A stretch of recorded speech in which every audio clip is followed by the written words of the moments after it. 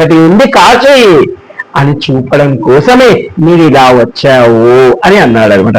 అంటే ఈ జ్ఞానవాపి తీర్థముతో ఒక శివలింగమునకు మీరు అభిషేకం చేసినట్లయితే అక్కడ ఉన్నట్టు ఇప్పుడు అందరూ తాగుతున్నారు. మనకి ఇప్పటివరకు నాకైతే తెలియదు, మీ అందరికీ తెలియదు, నాకు తెలుసు.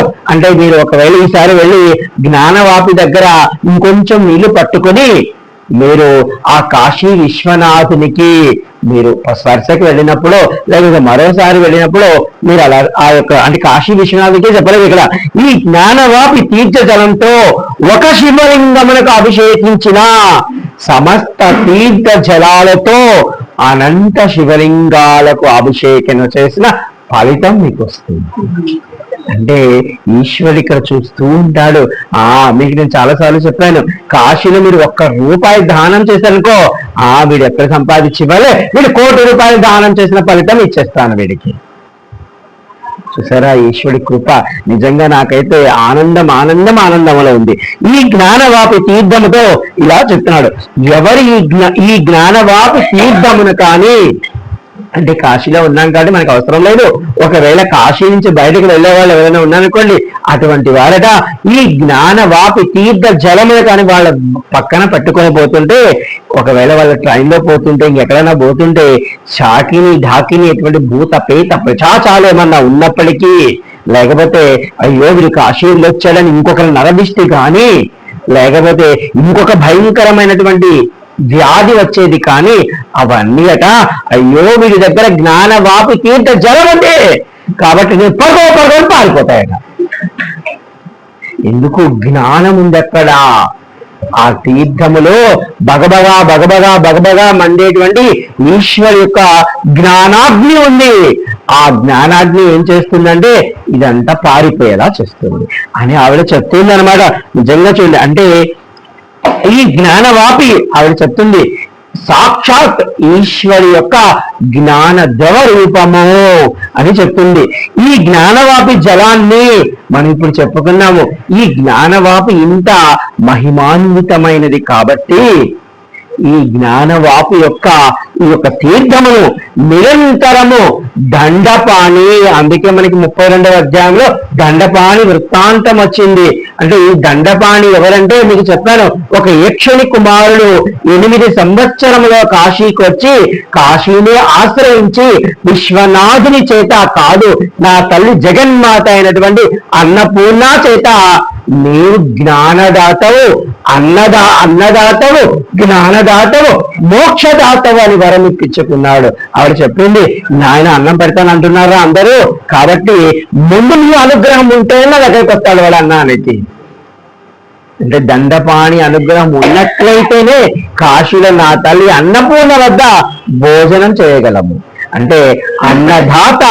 ఆ తర్వాత నిజంగా మీరు మనస వాచ కర్మ నా తల్లి, నేనైతే నిజంగా మొదటిసారి ఢిల్లీ వచ్చినప్పుడు అన్నపూర్ణమ్మ యూనిట్ 1 ఉంది కదా, ఆ యూనిట్ 1 భోజనానికి వెళితే నిజంగా ఆ తల్లి స్వయంగా వచ్చి నాకు వడ్డించిన భ్రాంతి ఇప్పటికీ పొందుతాను.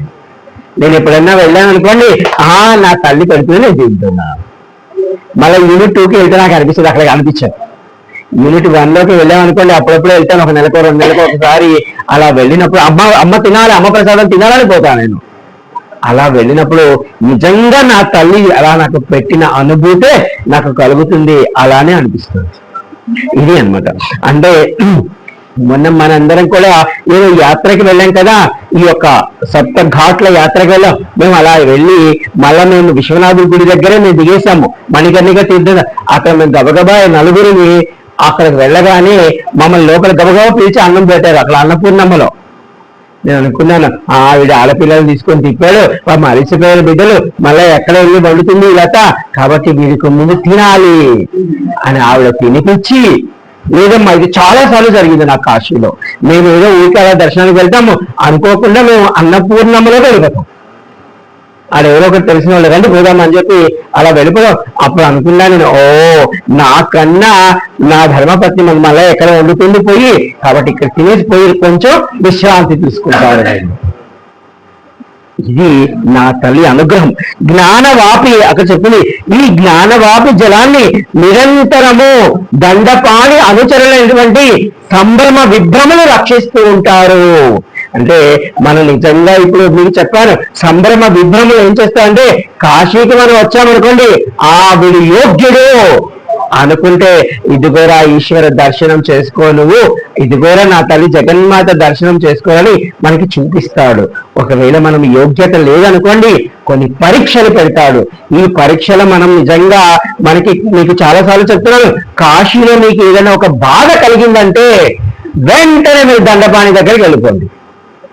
దండపాణి పాహిమాం పాహిమాం రక్షమాం రక్షమాం, నేను కాశీలో నివాసం ఉండాలనుకుంటున్నాను అని ఆయన్ని అడిగారు అనుకోండి, అప్పుడు అన్నపూర్ణమ్మ కాశీ విశ్వనాథుడు గ్రీన్ సిగ్నల్ ఇస్తాడు. అంటే మీకు ఒక విషయం చెప్పాను, సాక్షాత్ అగస్త్యముని అంతటి వాడు తను అన్నాడు, నేను ఇన్ని చులకన చేశాను, నేను ఈ దండపాణిని పెద్ద ఈయన ప్రాముఖ్యత తెలుసుకోక ఈయనకి నేను అంత గౌరవం ఇయ్యక చేశాను.